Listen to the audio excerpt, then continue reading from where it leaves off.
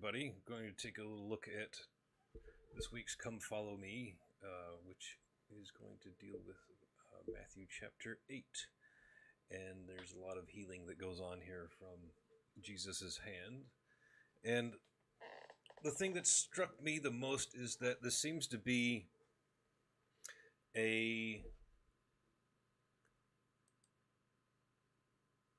admonition of how to, well, what's the message we're trying to get here? And the central theme of the gospel in the New Testament is to put Christ first. You put that in the absolute upper slot of your faith, and you believe, and from that everything else follows. That allows miracles to happen. Without faith there can be no miracle. Without faith there can be no healing.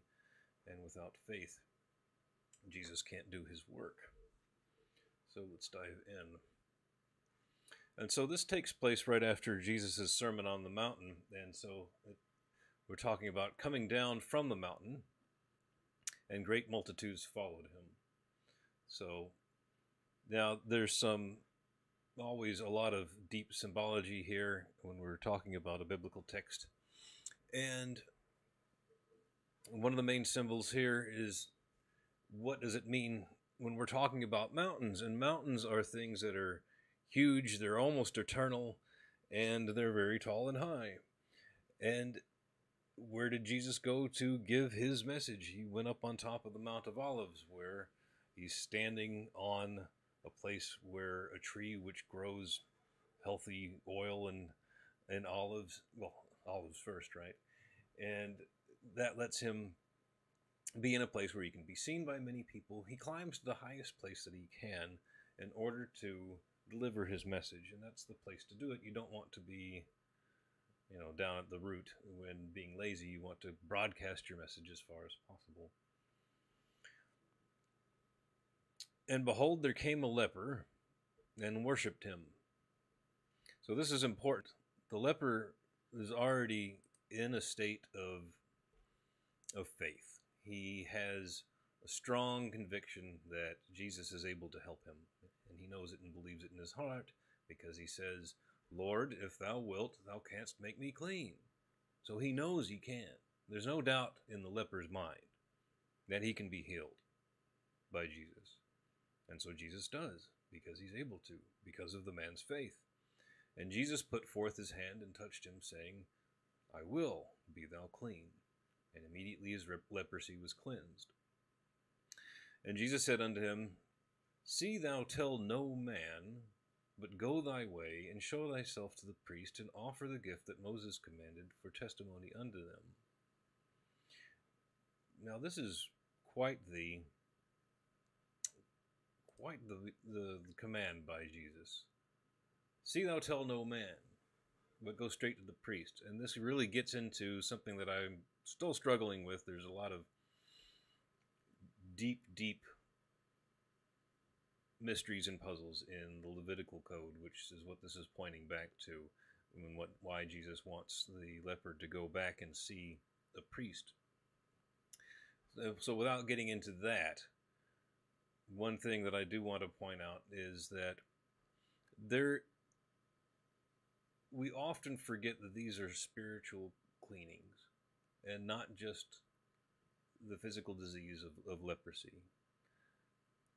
If you go back and read Leviticus, it sounds very much to me like we're talking about blemishes on the soul, and that's something that a priest could see and could actually go in and determine how to help the person that is outside the tabernacle, which is what you're supposed to do when you have leprosy. You go out, and the priest comes and checks you out. Well, that beside the fact, this is like a spot on your soul, right? This is what Jesus is actually healing. And the belief of the leper is what gives Jesus power to work within him to cure him of his disease, the disease of the flesh and the disease of the soul. Now, it's kind of a mystery to me why Jesus says, "See thou tell no man." Maybe the admonition is we don't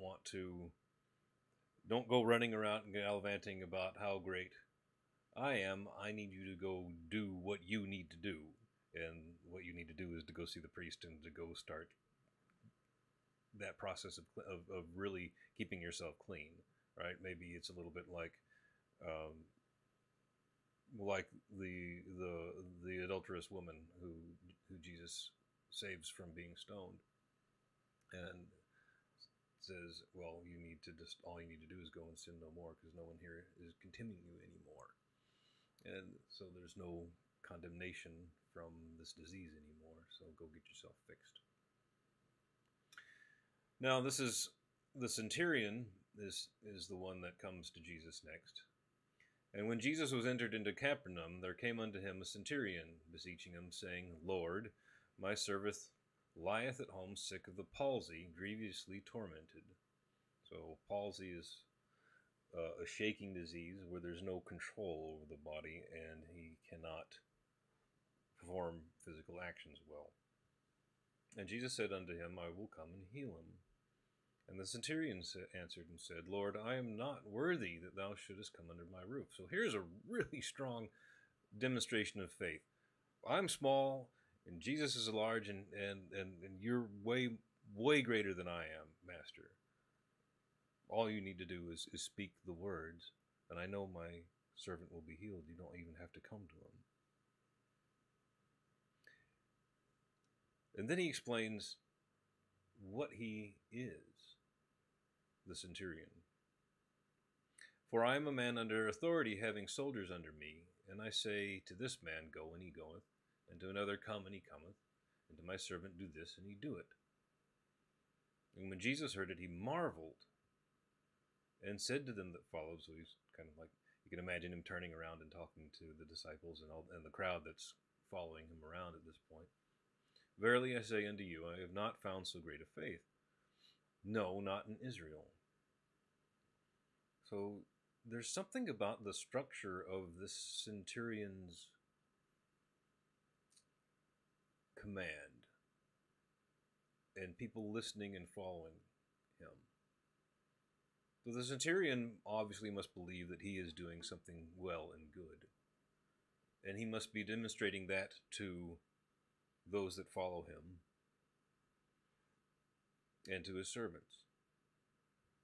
And this is an organizational structure where everyone that participates in it must believe in it, or else they'll be resentful and serve two masters, which is another great saying of Jesus. And you can't do that. You end up being split between two, and you only end up really serving one master. So Jesus marvels and says, this is amazing. You all have such great faith in each other. And here's you're a leader of all these people, and they all listen to you. You must be a great leader if they want to follow you. And your servant, who is struck with palsy, because you believe, because they all believe, he's cured now.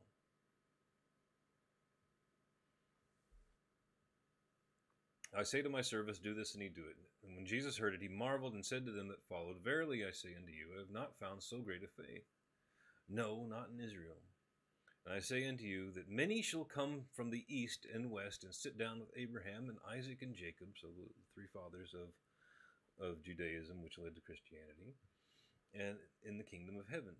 But the children of the kingdom shall be cast out into outer darkness.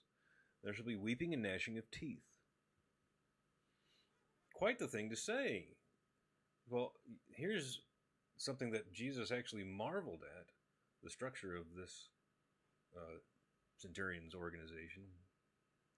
And then he goes and tells a story about the kingdom and the children of the kingdom. So if you could imagine the adults sitting around a table with their great fathers in spirit, right? Abraham, Isaac, and Jacob. And that would orient them properly to God, and that would make for the kingdom of heaven to appear on earth, which would appear something like a golden age or wonderful times. And what tends to happen after you have a golden age is you breed a lot of soft people. And a lot of men that, because they were not tempered during the hard times, don't appreciate what they have. This is very reflective of what is happening in the West right now, I believe, A lot of people are very assumptive of the things that we have. You know, we get unhappy even though we've got a place to live, a roof over our head, pretty much food wherever we want, and a massive variety of it. Shelter and comfort and friends everywhere. And you really, for the most part, don't have to worry about all the things that 2,000 years ago a real disciple of Jesus would have had to worry about. Way more comfort. And yet still we get bitter and resentful over the tiniest little things. The children of the kingdom shall be cast into outer darkness, and there shall be weeping and gnashing of teeth, because you don't understand the shoulders of the giants that you stand upon. There's so much that is built thanks to the sacrifices of the people that followed an ethic like this, that had faith, that there was something here that allowed them to build for their children and their children's children and on into the future. And then you get a generation that is born into that magic kingdom. Looks like magic, right? But it's really just take a look around you and appreciate the magic for what it is. I'm talking to you on a video device, and you're probably watching this from all over different parts of the country, in the world. That looks like a miracle to me. And we take these things for granted. And then we don't take care of them, and things decay. And there's a great phrase in Lewis Carroll's, I think it's Through the Looking Glass, the second Alice in Wonderland book. And the Red Queen said to Alice, "To get anywhere in my kingdom, you have to run twice as fast as you possibly can," which is absolutely impossible, right? And it's a reflection on how things tend to crumble and break. And if we don't take care of them. So we have to look around and realize, what are the foundational stones that got us here? If we don't want to be cast into the outer darkness where we relearn that lesson the hard way with the weeping and gnashing of teeth. Not very fun. All right. And Jesus said unto the centurion, go thy way, and as thou hast believed,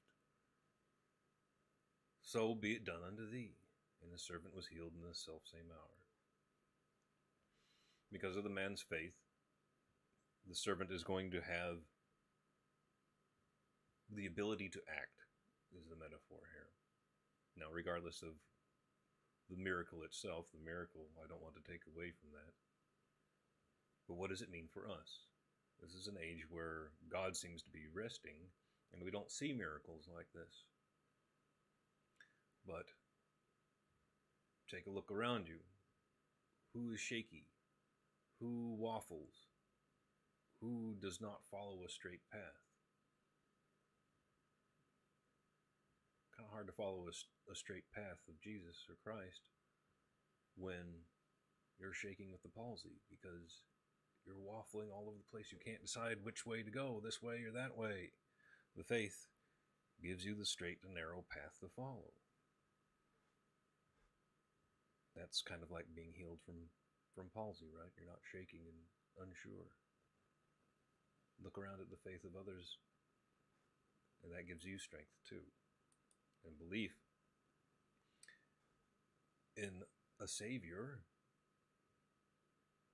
heals. It really does. Because that is a sickness of the mind, and many of us are afflicted with it right now, being unsure. Okay, Jesus heals at Peter's house. And when Jesus was come into Peter's house, he saw his wife's mother laid and sick of a fever, and he touched her hand, and the fever left her, and she arose and ministered unto them. And when the evening was come, they brought him unto many that were possessed with devils, and he cast out the spirits with his word, and healed all that were sick, that it might be fulfilled which was spoken by Isaiah the prophet, saying, himself took our infirmities and bare our sickness. Okay, so now let's take a quick look at what Peter's name actually means. It means Petros, which is a stone.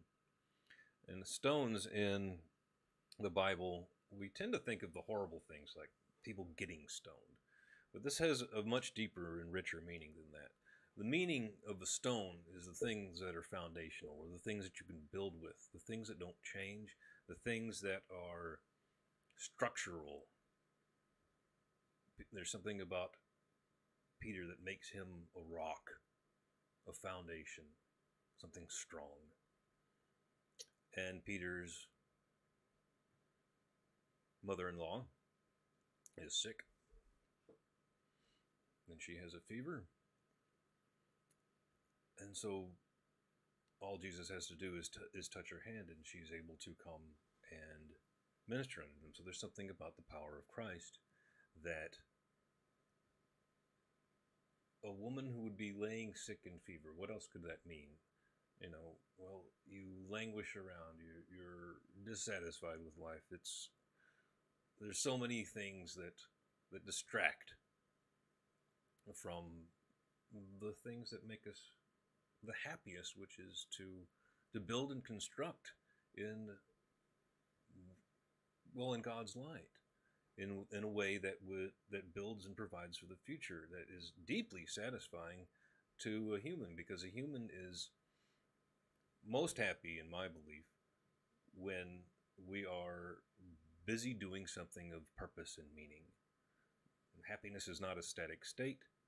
You don't acquire enough stuff and then suddenly you're happy forever, which is exactly what Jesus was talking about here. Right? What were we just saying before with the Centurion?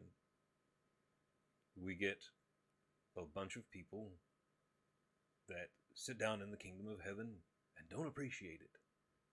I mean, honestly, guys, this is the best place to be alive, the best time to be alive ever in the history of the world, as far as we know. Absolute best time. Most chance to be born into some sort of prosperity. And a bunch of us don't appreciate it.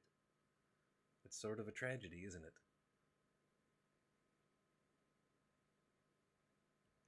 You can work to reorient yourself towards being grateful by believing on the ideal of Christ.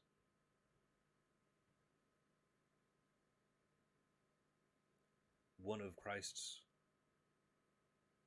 examples in the gospel is what is the overall pattern. He works through the world, and then he knows exactly how to sacrifice himself. And he chooses the time according to God.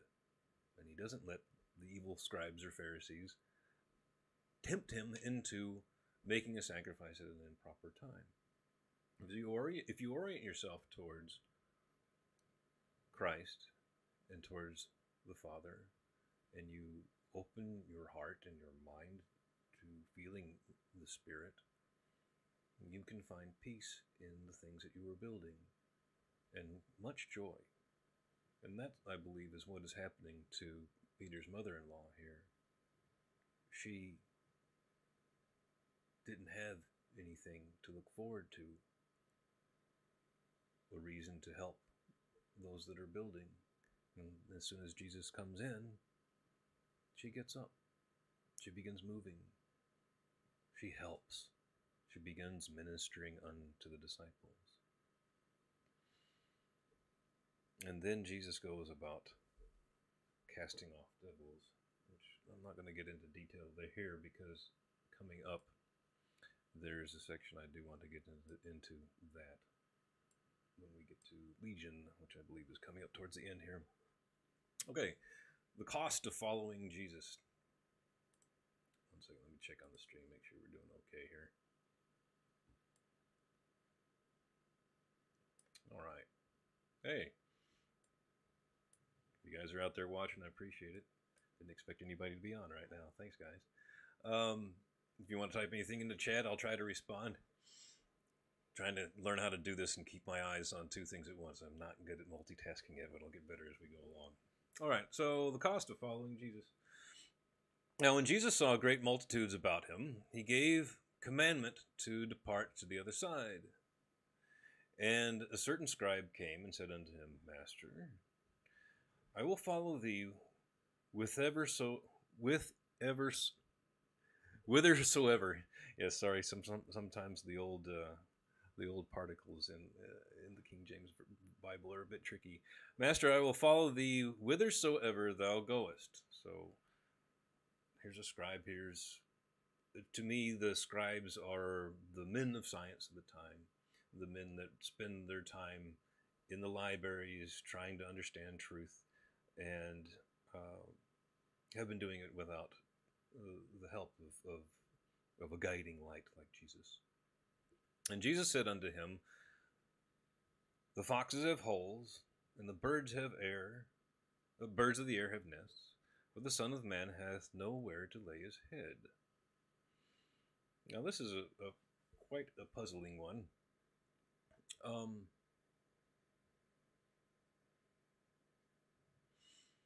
Let me take a second and think about that. So here we have a scribe that is ready to follow Jesus, and Jesus says, well, you know, if you're going to follow me, expect not to have a steady home, because that's exactly it. We're going to be going all over the place, and there's no rest until we're done. No place to lay your head. So you're going to be sacrificing something to God through Christ, and that something is going to be an inability to rest. No place to lay your head. And another of his disciples said unto him, Lord, suffer me first to go and bury my father. But Jesus said unto him, follow me, and let the dead bury their dead. Now, of course, it's impossible for a dead person to bury a dead person. So what is Jesus really trying to tell us here? I think it has something to do with not agonizing over things which you cannot change. Once you have lost someone, they are gone. Hopefully, you will be reunited with them at some point after we pass and all shuffle off this mortal coil to whatever is beyond. But what else could he be saying? Well, there's no time to tarry for the dead. And there's a deep metaphor in the New Testament when we're talking about the dead. And you can consider yourself dead if you haven't had your second birth, your rebirth in Christ, your spiritual rebirth, which Jesus talks about in John 3 when he's speaking to Nicodemus. And Nicodemus is saying, what are you talking about being born again? So there's a little bit of that. And if you're not alive in the belief of Christianity, then hopefully you are alive in the belief of whatever faith gives you hope and lets you build forward into the future, because we don't have a lot of time to be mourning. We need to be constantly marching forward. I believe that's what at least that's one of the meanings that I get out of that. Of course, please don't take these anywhere as a kind of, this is the way it is, and it must be this way. And I'm not looking for agreement. I'm looking for deep exploration. And there's so many ways to read the gospel, and that's what is absolutely miraculous about it. It will give you the message that you need, even if it's not the message that you want. All right. Jesus stills the storm. So Jesus is going across the sea here, and he's trying to get away from the crowds and throngs that are pressing upon him. And when he was entered into the ship, his disciples followed him. And behold, there arose a great tempest in the sea, so a huge storm, insomuch that the ship was covered with the waves. So we have a ship, a vessel, going across a very stormy sea. And Jesus is just sleeping in the ship. It's like he's not even aware of the storm. What is the message that we're trying to get here? Well, when you are crossing a body of water, and water in the Bible is, well, if you remember all the way back to Genesis 1, that is what God used to create heaven and the earth.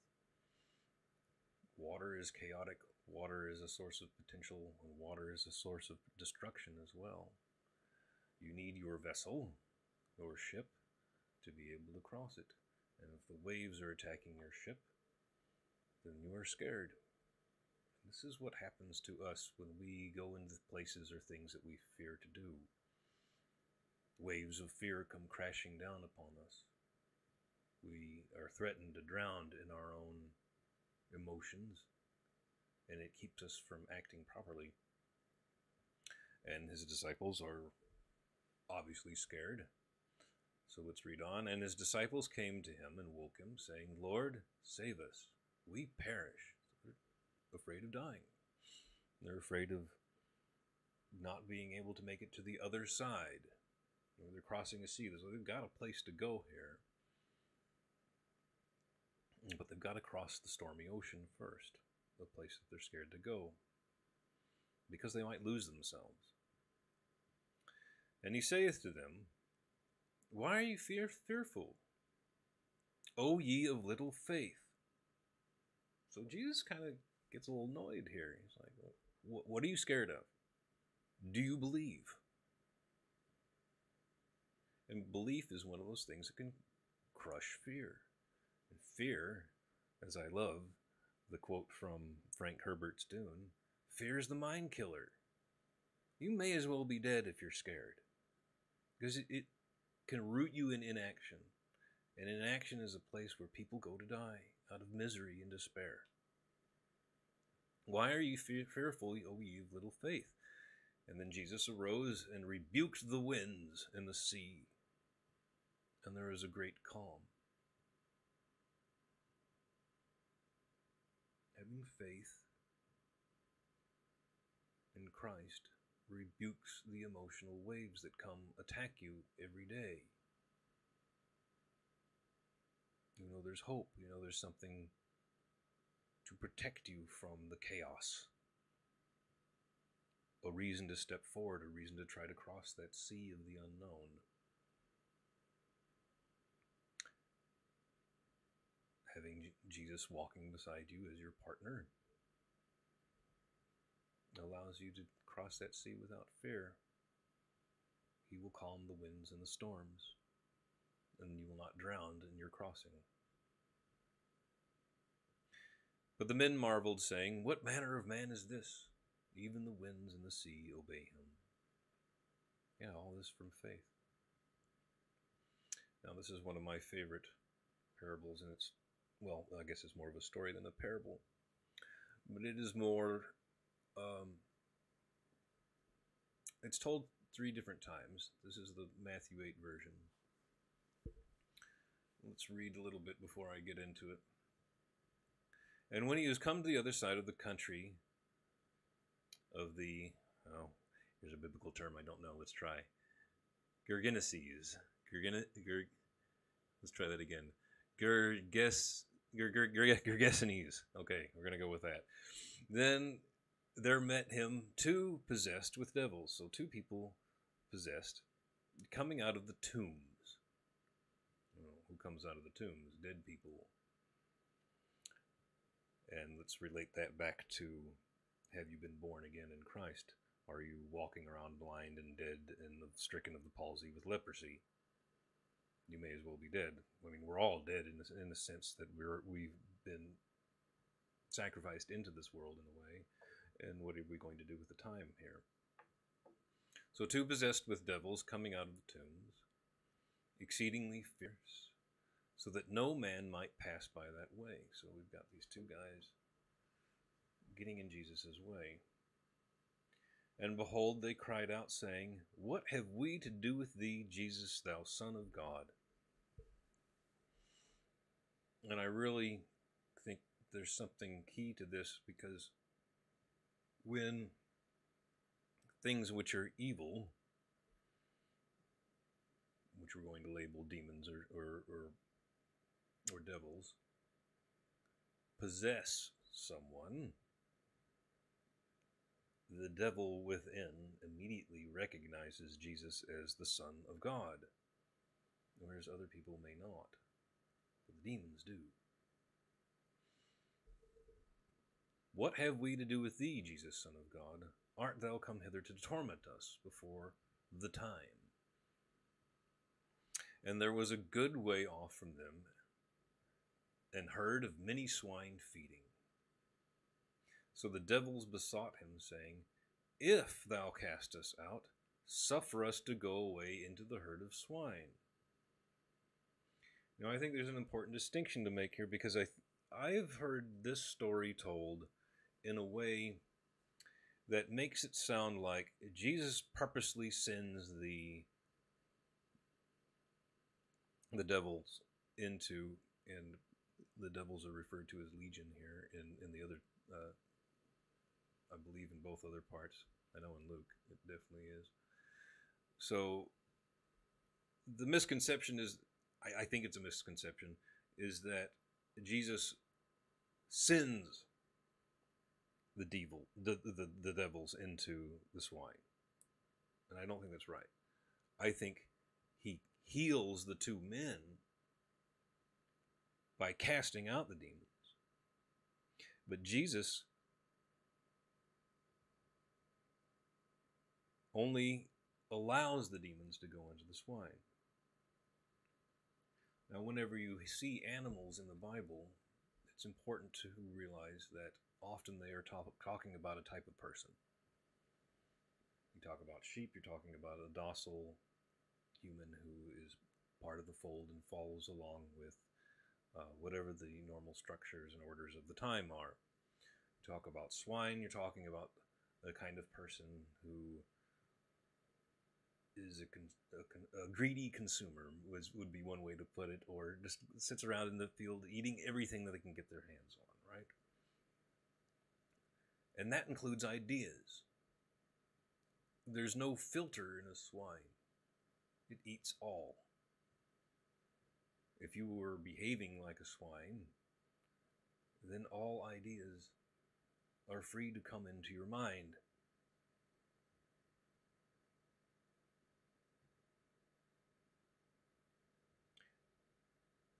There's an entire novel written on this, and I'll get into that later. It's by Fyodor Dostoyevsky, who's one of the great authors of the 19th century. We'll come back to that.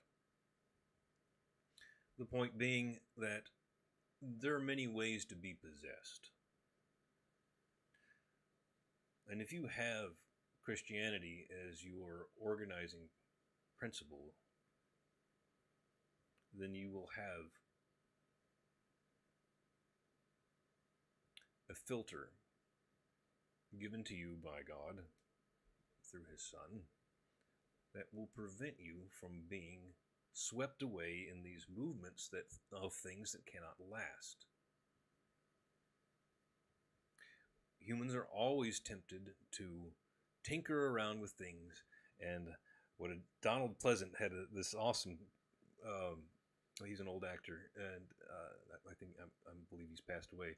But he had this awesome line in George Lucas's first movie, THX. He was like, things are often just a little bit off, and if you could just make a little adjustment, things would be better. And in that story, he ends up being the guy that can't break free of. Even though he believes that, he sinks right back down into the system that he was born into. THX is quite the dystopic movie. If you've never seen it, it's worth a watch. So here's a way to shelter yourself from the toxic ideologies of the time, and amongst which I would put things like, pick just about any radical movement you could come up with. Especially right now, radical leftist. Sorry, guys, don't sit very well with me. If you're out around screaming at the top of your lungs and threatening violence, it's not the way this game is played. We have a country where everyone can be heard. And there's nothing wrong with protesting. There's everything wrong with preventing someone else from speaking.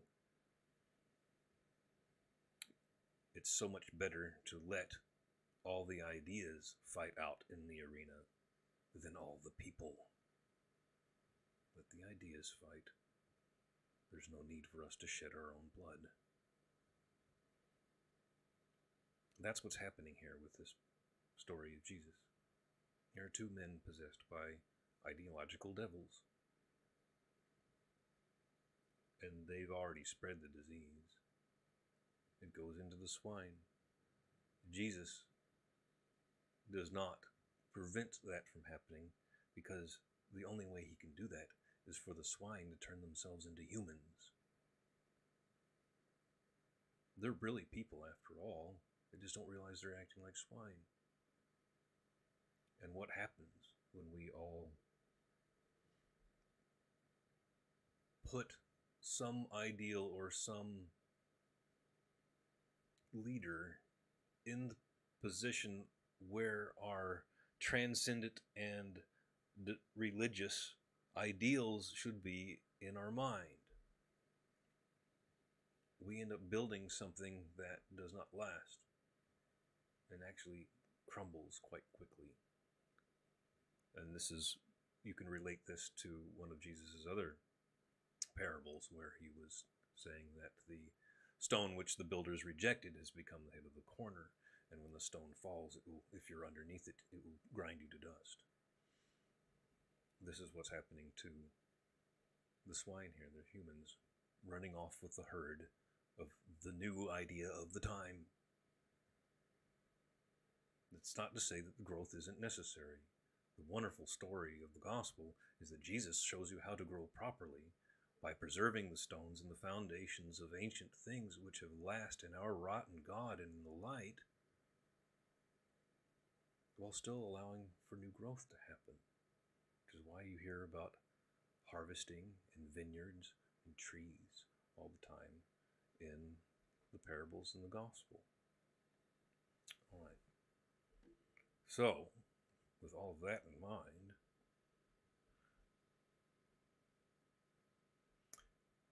the demons inside the two men recognize the Son of God, and there are swine feeding on the hill. So the devils besought him, saying, "If thou cast us out, suffer us to go away into the herd of swine." That means permit us. Let us. And Jesus doesn't stop that. He can't. Jesus doesn't cure people that behave like animals.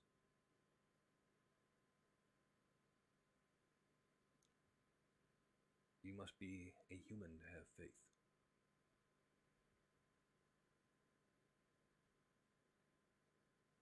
And he said unto them, "Go." And when they were come out, they went into the herd of swine, and behold, the whole herd of swine ran violently down a steep place into the sea. And that's exactly what happened in the Soviet Union. That's exactly what happened in communist China, and could still happen again. There's no shelter for these. There's no inoculation against these kinds of ideologies that come up all the time, where humanity tries to reinvent itself and fails miserably. Because there's only so many ways that you can do this game successfully, and we've been trying for thousands and thousands of years. And we're finally at the point where I can talk to you across thousands of miles almost instantaneously. And we still take that for granted. Recognize where it came from. And they that kept them fled. So here we've got some keepers of swine, which I relate to people who have the reins of power in any nation or in any particular situation.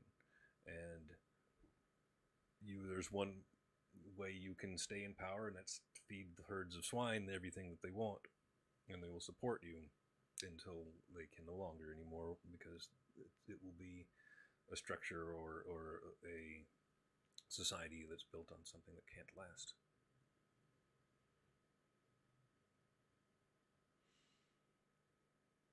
They that kept them fled, and went their ways into the city, and told everything, and what was befallen to the possessed of the devils.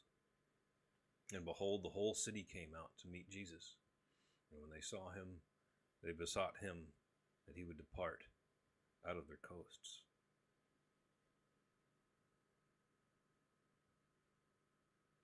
So there's some blaming going on here. Right? Hey,